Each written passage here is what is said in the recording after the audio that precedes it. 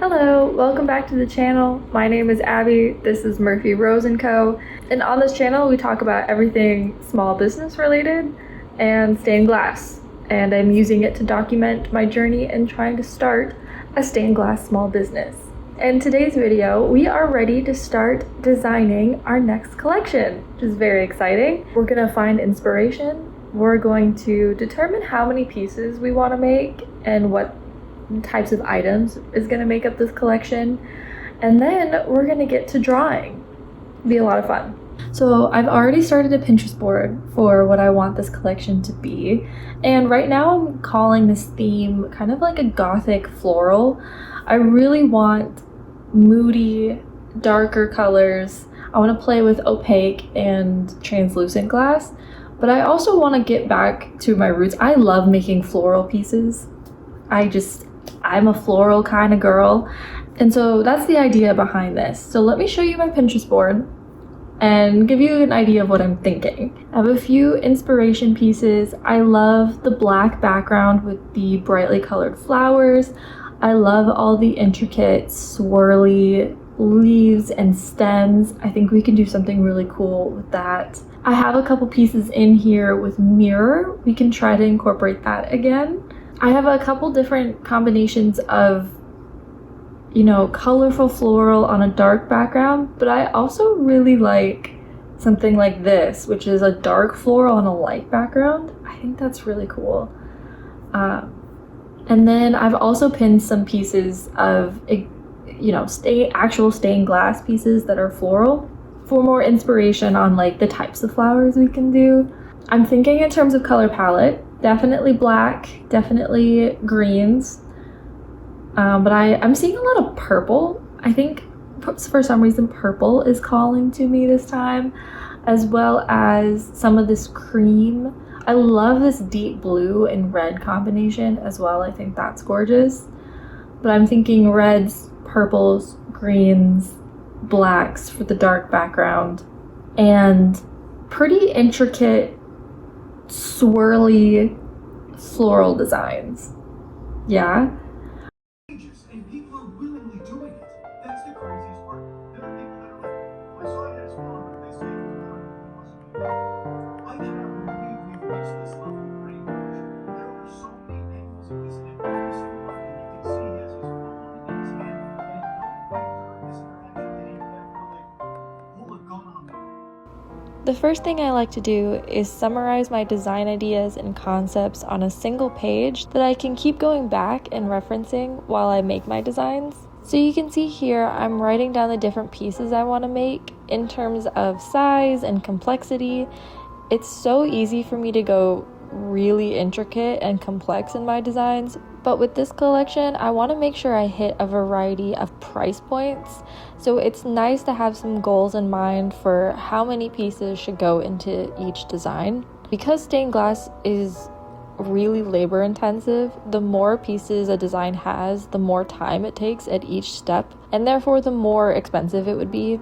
So my goal for this collection is to have one extra small design, which is about 1 to 2 pieces, 2 medium complex designs, which is somewhere between 10, 15, 20 pieces, and 1 large design that's like 25, 35 pieces. On this page, I also include a little color palette, and I copy and paste some of my Pinterest inspo pics. It really is a brain dump page of all of my initial ideas.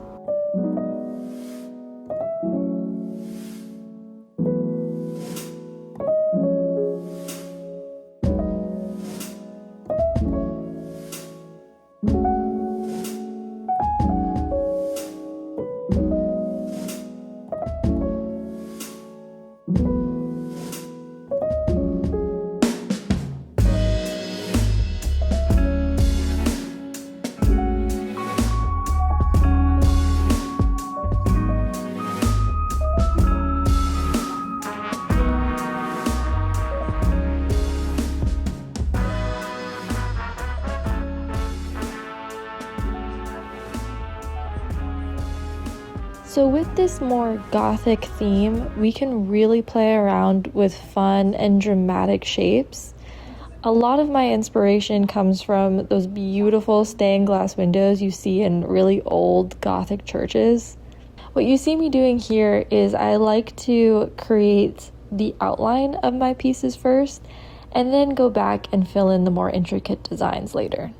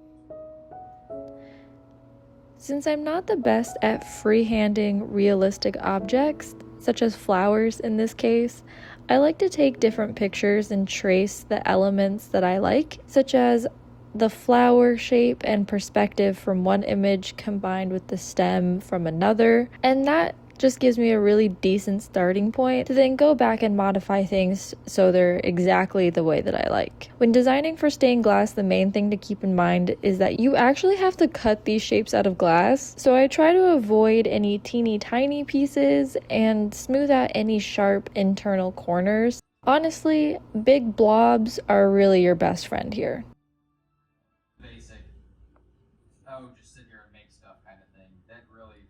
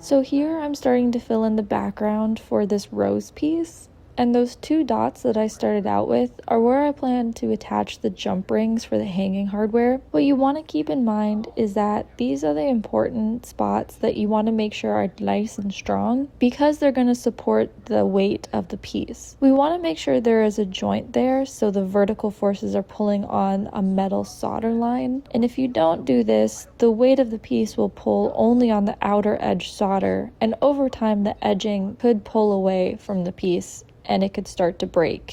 Also, this might be obvious, but we want these points to be fairly even on center so that our sun catcher hangs nice and straight.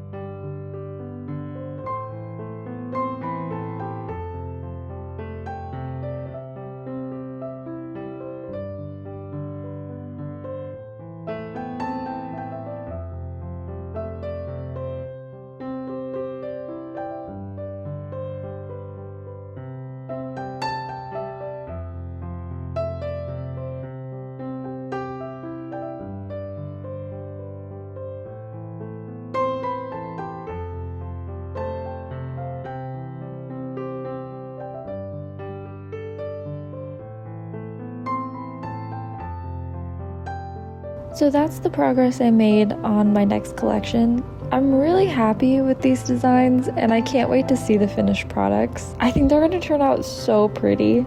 As always, thanks so much for watching, and don't forget to like and subscribe if you want to, and I'll see you in the next video.